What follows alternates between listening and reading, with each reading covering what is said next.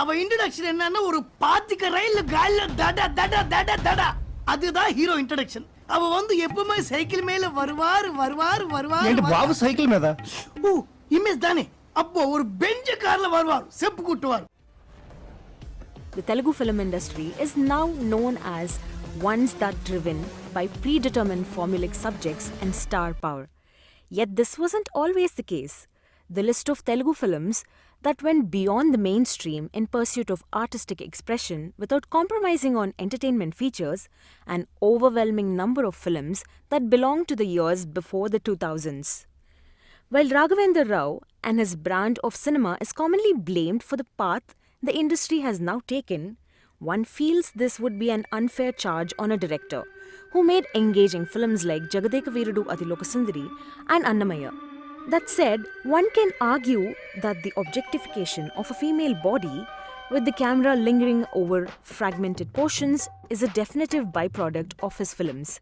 Even the trope of portraying a man as the upperholder of traditions and cultures while objectifying women in other scenes is a tradition that has continued even till the recent Geeta Govindam, in which woman is thought about privacy by the same man who violates her space. Now let's take a look at how cinema has evolved, or rather by opposite, by comparing the movies that is released before 2000s to those that released after.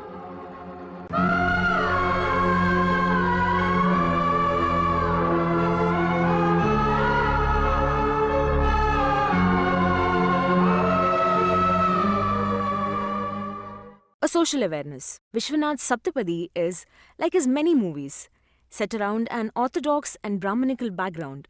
It ends with Brahmin husband giving away his wife to her lover who belongs to a lower caste. It managed to question the caste system and if it should ever be allowed to consume us.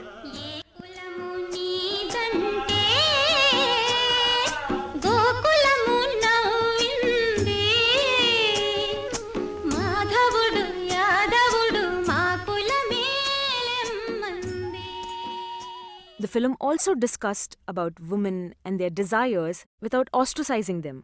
Narasimha Rao too made films like Mabhumi and Dasi, which discussed the Telangana peasant rebellion and their plight of the region's bonded women respectively. Even Tamil filmmakers like P. Bharati Raja and K. Balachandar made issue-based cinema, ranging from interreligion relationships, societal hierarchies to people in power bringing about positive change. But the one that stands tall is Rudraveena. In comparison, now we face a scarcity of films that try to hold up a mirror to society, at least not in a way that feels earnest. Most commercial films today use social evils like rape, dowry as tropes to either move the screenplay forward or worse yet, to elicit laughter. Help me, na Sheila rakshinchu antundi.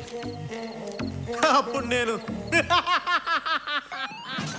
And the only filmmaker who has tried to talk about marginalized through Gamyam and Vedam and societal injustice perpetrated in the name of caste through Kanche is Krish Jagarlamudi.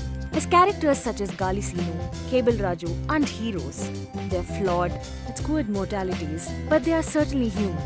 We aren't blind to their plight and are able to empathize with them if they are characters that live on fringe of the considered acceptable.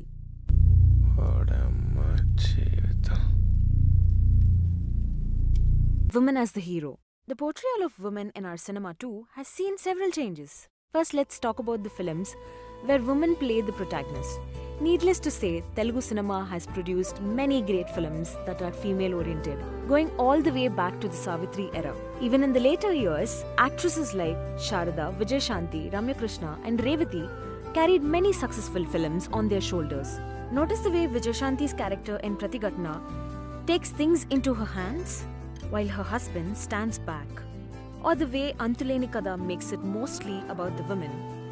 Even if there are stars like Kamal Haasan and Rajinikanth in the mix, now compare this to the way Rudrama Devi loses the plot while trying to elevate Allu Arjun's character.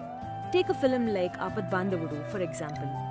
Meenakshi Sheshadri plays a sexual assault survivor, someone who suffers from trauma and pain. Even through the savior complex displayed by Chiranjeevi's character, we never see her being sidelined. She's fragile and helpless, but she isn't invisible. The only time we see the hero and heroine sharing relatively equal responsibilities nowadays is when it's a romantic comedy. నీ problem ఏంటి Arjun? Do you love me? ఇలా అడిగితే ఏం చెప్పంటావు? Do you love me? No, and that's exactly my point. చెప్పడానికి ఇంకేం లేదు. How women have been portrayed in the films of director duo Bapu Ramana is certainly interesting to note here. Their Mr. Pellam goes to the openly feminist way, with a childlike husband acting out over the loss of privileges, and a wife who knows a thing or two about diplomacy and dealing with petulance. నేను ఈ వంట తిన్నో పారేసి మళ్ళీ వండుకుంటాను. వండండి బాబు వండండి, నాకు time అయింది, నేను చీర కట్టుకోవాలి. అంటే ఇప్పుడు ఇప్పుకున్నట్ట? Then there is Pelli Pustakam, where the leads are made to deal with lies and jealousy. The beauty of these films is the way the equality is evident. It happens naturally over a period of time. The women do not expect medals for being strong, and men don't shy away from looking weak, ignorant in front of them. Feminism not requiring underlining is feminism at its best. The exceptions are the films of Shekhar Kamla and Mohan Krishna Indraganti, where both men and women are allowed to make mistakes and just be. పాష్ గానే ఉన్నాడుగా, ఇలా chips కి గుర్తుపడతాడేంటి? 10 rupees పెడితే వస్తుందా? Arena?